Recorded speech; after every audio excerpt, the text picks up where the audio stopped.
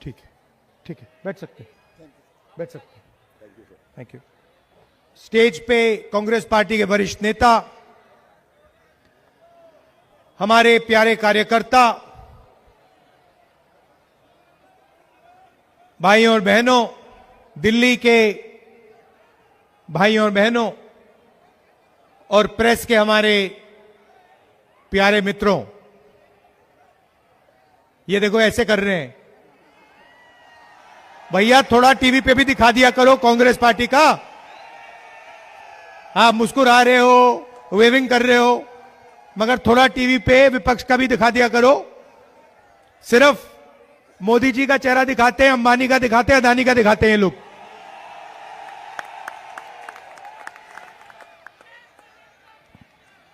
तो भाइयों और बहनों, विचारधारा की लड़ाई है। एक तरफ संविधान, कांग्रेस पार्टी,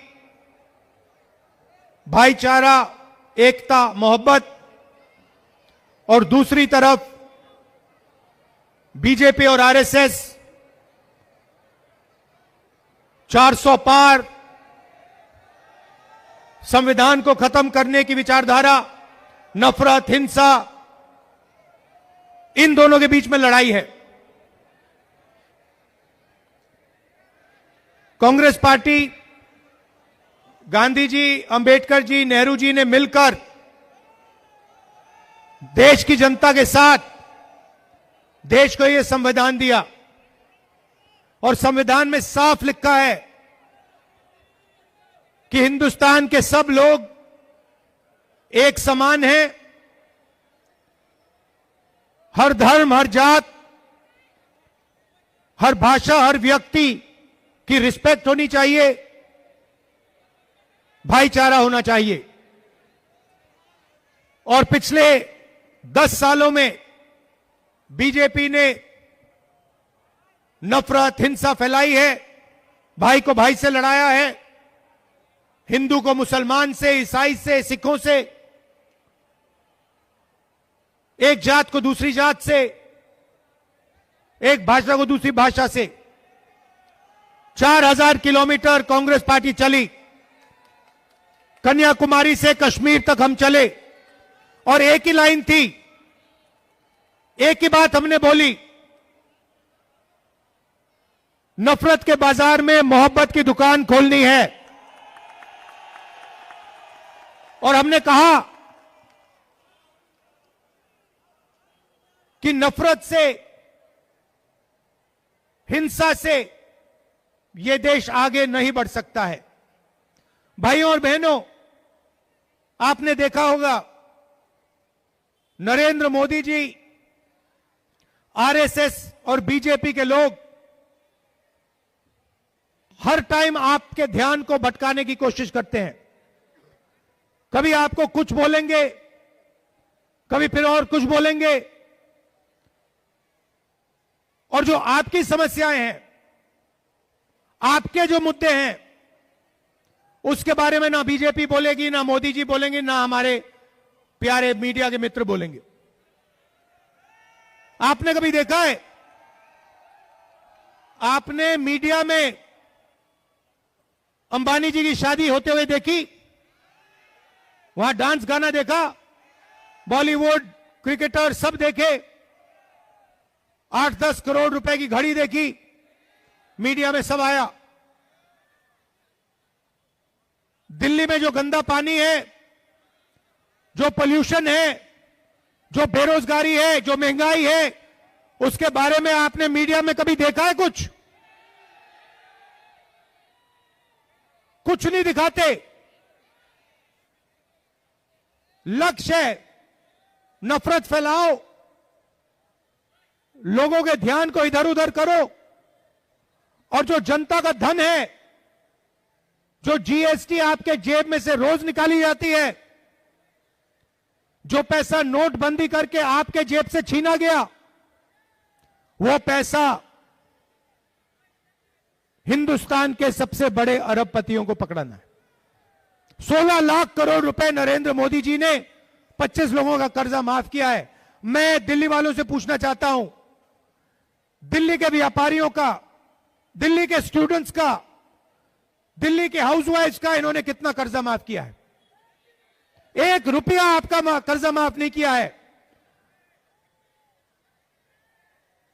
आपके सामने महंगाई, बेरोजगारी, नोटबंदी की, जो पहले इंडस्ट्रीज हुआ करती थी, स्मॉल और मीडियम इंडस्ट्रीज जो थी, दिल्ली में थी, पूरे हिंदुस्तान में थी, जीएसटी ने, नोटबंदी ने उन सबको बंद कर दिया, खत्म कर दिया। आज हालत क्या है? प्राइवेट यूनिवर्सिटीज में, प्राइवेट कॉलेजेस में आप लाखों रुपए देते हो, मजदूरों के बच्चे प्राइवेट यूनिवर्सिटी कॉलेजेस में जाते हैं, प्राइवेट स्कूल्स में जाते हैं, सर्टिफिकेट लेते हैं, कोई इंजीनियर बनता है, कोई डॉक्टर बनता है, और फिर उसके बाद लाखों रुपए देने के बाद, मेहनत के पैसे देने के बाद आपको पता लगता है कि हिंदुस्तान में बेरोजगारी है, इंजीनियरिंग की डिग्री हो कोई मतलब नहीं, मजदूर का काम करना पड़ता है, कुली का काम करना पड़ता है। यह आज हिंदुस्तान की सच्चाई है। और दूसरी तरफ नरेंद्र मोदी मन की बात करते रहते हैं, मन की बात, मन की बात, मन की बात।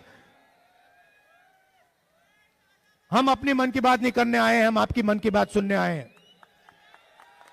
और इसलिए हमने मैनिफेस्टो में आपसे पूछकर, आपसे सुनकर जो आपकी मांगे थी, हमने अपने मैनिफेस्टो में गारंटीज दिलवाई हैं। सीधा महिलाओं के बैंक अकाउंट में हम पैसा डालने जा रहे हैं, गैस सिलेंडर का दाम हम कम करने जा रहे हैं। तो यह लड़ाई विचारधारा की है।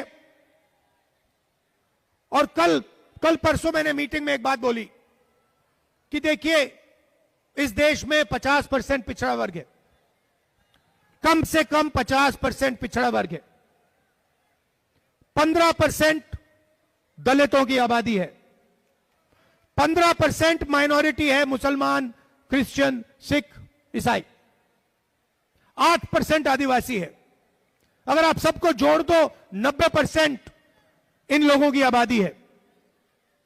मगर आप हिंदुस्तान की कॉर्पोरेट इंडिया को देखो, प्राइवेट यूनिवर्सिटीज कॉलेजेस को देखो, मीडिया को देखो, जुडिशरी को देखो, 90% में से आपको इन संस्थाओं में, इन इंस्टीट्यूशन में एक व्यक्ति नहीं मिलेगा। आपको रिप्रेजेंटेशन मिल गई, मगर आपको भागीदारी आज तक नहीं मिली है। यह सच्चाई है। बजट का पैसा आप देते हो, जीएसटी का पैसा हिंदुस्तान के गरीब लोग देते हैं, 50% पिछड़ा वर्ग है, 15% दलित, 15% माइनॉरिटी, 8% आदिवासी, 90% आबादी आपकी है। जितनी जीएसटी आप देते हो उतनी जीएसटी अदानी अंबानी देते हैं। अगर हिंदुस्तान का सबसे गरीब व्यक्ति एक शर्ट खरीदे तो उस शर्ट के लिए जितना पैसा वो सबसे गरीब व्यक्ति देगा उतनी ही जीएसटी अदानी अंबानी देंगे। यह बिल्कुल बेईमानी है। आप पैसा देते हो, आपका कर्जा कभी माफ नहीं होता, आपके जेब से पैसा निकलता है, मीडिया और नरेंद्र मोदी मिलकर अदानी जी के साथ, अंबानी जी के साथ आपका पैसा लेते हैं, छीनते हैं। भाई और बहनों, इस पैसे को 90 लोग बांटते हैं, आईएएस अफसर हैं, बजट का हर पैसा ये लोग बांटते हैं। कल आपको दिखेगा फाइनेंस मिनिस्टर जाएंगी ब्रीफकेस लेकर, वहां पे फोटो आएगी, फोटो देखना, फोटो में आपको एक दलित नहीं दिखेगा, एक आदिवासी नहीं दिखेगा, एक पिछड़े वर्ग का व्यक्ति नहीं दिखेगा, एक माइनॉरिटी नहीं दिखेगा। 5-6% लोग सारा का सारा धन, सारी की सारी संस्थाओं को उठा के ले जा रहे हैं। 90 अफसर हैं जो कल बजट बनाएंगे, 90, और 90 में से 3 अफसर ओबीसी वर्ग के हैं। आपकी आबादी 50%, 90 में से 3 अफसर आपके। और कल बजट में अगर 100 रुपए बटेगा तो आपके अफसर सिर्फ 5 रुपए का निर्णय लेंगे। दलितों की 15% आबादी है, 90 में से एक अफसर उनका। अगर कल बजट में 100 रुपए बटेंगे तो दलित अफसर 1 रुपए का निर्णय लेगा। आदिवासी 8%, उनकी भागीदारी 100 रुपए में से 10 पैसे। दलितों 15% आबादी, भागीदारी 1%। पिछड़ा वर्ग 50% आबादी, भागीदारी 5%। सबको मिला लो 6%, 6 रुपए 10 पैसे 100 में से आपके। कॉर्पोरेट इंडिया को देखो, सबसे बड़ी कंपनी की लिस्ट देखो, उनके मालिकों के नाम निकालो। वहां पे आपको एक दलित, एक आदिवासी, एक पिछड़ा, एक माइनॉरिटी नहीं मिलेगा। यह हिंदुस्तान की सच्चाई है। इसीलिए मैंने पार्लियामेंट में कहा, कांग्रेस पार्टी के नेताओं ने कहा, हम जाति जनगणना करेंगे और देश के दलितों को, आदिवासियों को, पिछड़ों को, माइनॉरिटीज को दिखा देंगे उनकी आबादी कितनी है, उनकी भागीदारी कितनी है। दूध का दूध, पानी का पानी कर देंगे। यह काम नरेंद्र मोदी नहीं कर सकते। भाइयों और बहनों, लड़ाई इसी बात की है। 90% के पास कुछ है ही नहीं। आप मेहनत करते हो, आप मजदूरी करते हो, देश में पिछड़ा वर्ग, दलित, आदिवासी कहां मिलेगा? यह आपको मजदूरी करते हुए दिखेगा। ये जो बड़ी इमारतें बनती हैं, ये इंफ्रास्ट्रक्चर बनता है, ये बनाता कौन है? ये बनाते आप लोग हो। ये जो सड़कें बनती हैं, बनाता कौन है? दलित, आदिवासी, पिछड़ा वर्ग, आप लोग बनाते हो। फायदा कौन ले जाता है? 5% लोग, अंबानी, अदानी, 16 लाख करोड़ रुपए वाले लोग। और बीच में केजरीवाल जी। ये देखो, ये इनकी फोटो है, टीम केजरीवाल। ये इनको ये नवरत्न कहा है। इसमें लिस्ट है इनकी, देखो, इनकी लीडरशिप टीम की लिस्ट देखो। अरविंद केजरीवाल, मनीष सिसोदिया, आतिशी सिंह, संजय सिंह, सत्येंद्र जैन, राघव चड्ढा, संदीप पाठक, सौरभ भारद्वाज, अवध ओझा। ये टीम केजरीवाल है। इसमें से भैया मुझे एक दलित नाम दिखा दो, एक आदिवासी, एक दलित, एक पिछड़ा वर्ग, एक माइनॉरिटी का नाम दिखा दो इसमें, टीम में, लीडरशिप टीम में। यह भी 2-3% की पार्टी है। केजरीवाल जी आए थे, कहा था दिल्ली की राजनीति को साफ करूंगा, यमुना को साफ करूंगा, चेंज लाऊंगा। सबसे बड़ा भ्रष्टाचार, शराब का भ्रष्टाचार केजरीवाल जी ने और सिसोदिया जी ने किया है, यह पूरा देश जानता है। उन्होंने कहा था, 5 साल पहले कहा कि मैं यमुना का पानी पीऊंगा, यमुना में डुबकी लगाऊंगा। केजरीवाल जी, यमुना का पानी छोड़ दीजिए, यहां झुग्गी झोपड़ी का, दिल्ली का नॉर्मल पानी पी के दिखा दीजिए।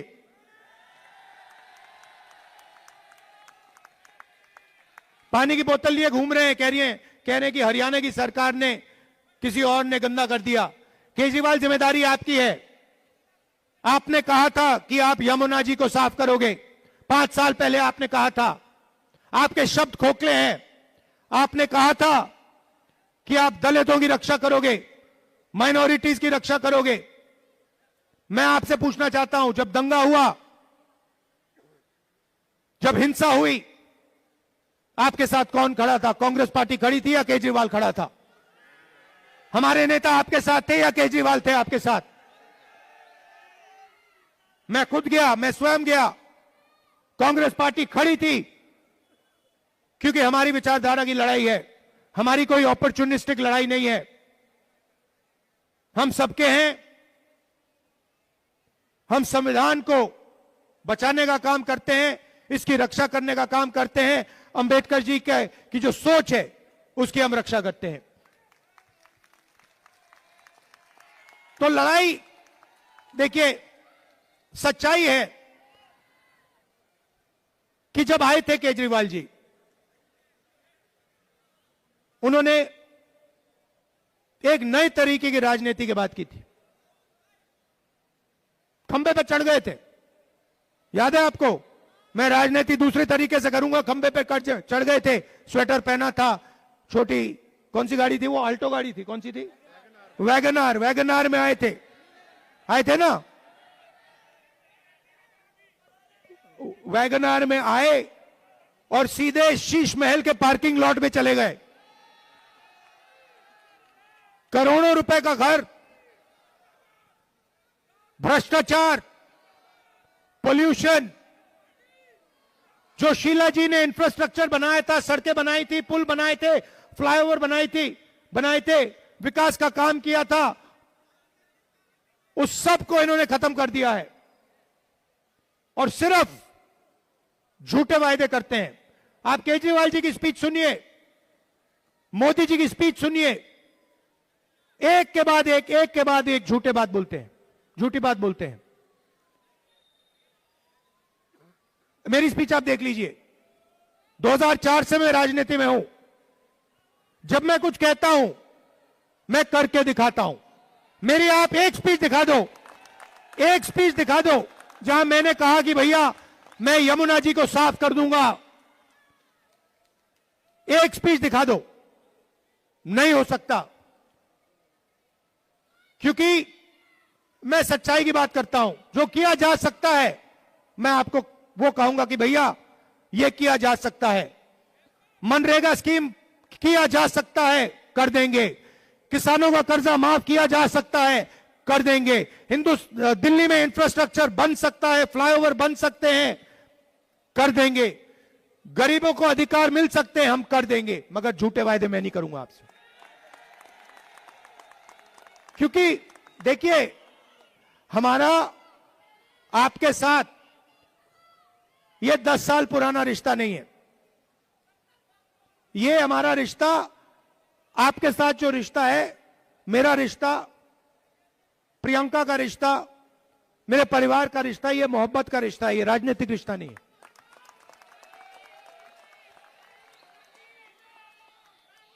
और हम आपसे मोहब्बत करते हैं, प्यार करते हैं। जैसे मैं अपनी बहन को देखता हूं, वैसे ही जैसे मैं अपनी मां को देखता हूं, बहन को देखता हूं, पिता को देखता था, वैसे ही मैं आपको देखता हूं। आप मेरे परिवार जैसे हो, मैं आपसे मोहब्बत करता हूं। तो मैं आपसे झूठ नहीं बोल सकता,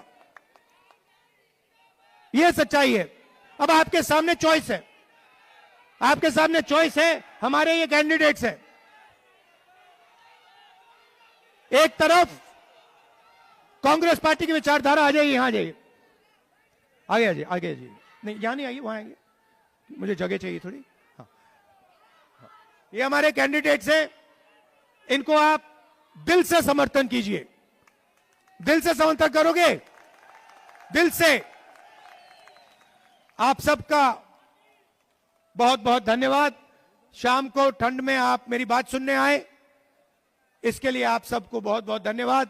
हिंदुस्तान में हम अरबपतियों की सरकार नहीं चाहते हैं। हिंदुस्तान में गरीब लोगों को रिस्पेक्ट होनी चाहिए, उनको रोजगार मिलना चाहिए, उनकी प्रगति होनी चाहिए और देश को चलाने में उनको भागीदारी मिलनी चाहिए। यही कॉन्स्टिट्यूशन में लिखा है, यही संविधान में लिखा है, यही हमारा काम है। आप सबका बहुत बहुत धन्यवाद। नमस्कार, जय हिंद।